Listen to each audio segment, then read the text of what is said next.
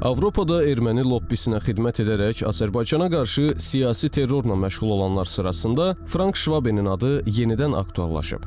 Schwabe ilə bağlı yeni diqqət çəkən faktlar ortaya çıxıb. Onun ictimai imici ilə real siyasi davranışı paradoks təşkil edir. Özünün şəffaflıq, demokratiya və insan hüquqlarının dırnaqarası qalxanı kimi təqdim edən Schwabenin bioqrafiyası da ali təhsili kimi yarımçıqdır. Bəli, düz eşitdiniz. Almaniyanın məşhur siyasətçilərindən biri olan Frank Schwabe vaxtilə ali təhsilini başa vura bilməyib və bioqrafiyasındakı həmin hissəni Essen Universitetində təhsil alıb qeydi ilə informasiya manipulyasiyası edib. Bu fakt Markus Wechnerin 2013-cü ildə tərcümeyi haldakı ləkə Almaniyanın aparıcı siyasətçiləri ali təhsili yarımçıq qoyduqları faktını gizlədirlər adlı yazısında təsdiqlənir.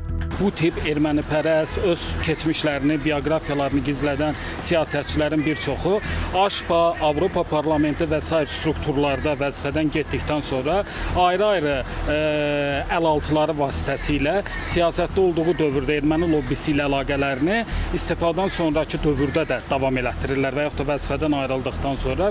Bütün bunlar onu göstərir ki, şəffaf, demokratiyanın və eyni zamanda siyasətin beynəlxalq hüququn qayda qanunlarına uyğun olaraq fəaliyyət göstərən siyasi xadimlər heç vaxt gizliyə və eyni zamanda bioqrafiyanı gizlətməyə əl atmırlar.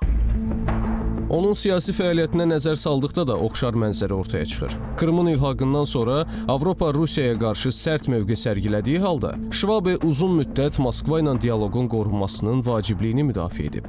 Rusiyanın beynəlxalq platformalardan təcrid edilməsinin əleyhinə çıxışlarla yadda qalıb. Sonrakı illərdə də bu istiqamətdə atdığı addımlar onun Rusiyaya münasibətinin digər Avropalı diplomatlardan fərqləndiyini sübuta yetirir.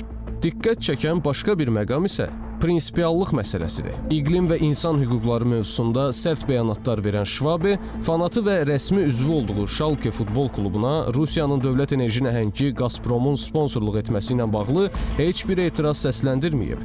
Yalnız Rusiyanın Ukraynaya geniş miqyaslı hücumundan və Avropada siyasi mövqe tam dəyişəndən sonra bu məsələdə açıq tənqidi mövqe nümayiş etdirib. Şübhəsiz ki, bəzi siyasətçilərin və insanların Avropa ilə Azərbaycan arasında münasibətləri çətinləşdirməyə və ya problemli vəziyyətə gətirməyə cəhd göstərən ayrı-ayrı fikirləri var, lakin mən hesab edirəm ki, Almaniya hökuməti belə şəxslərə qarşı çıxmalıdır. Bununla da Azərbaycan hökuməti ilə əməkdaşlığı müvafiq şəkildə davam etdirmək istiqamətində düzgün addım atmış olardı. Bütün bunlar belə bir sual yaradır.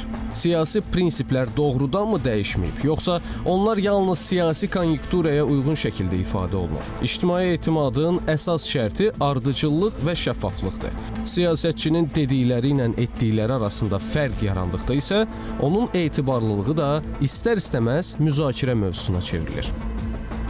Pərviz Mustafayev, Günay Məmmədova, AzTV xəbər.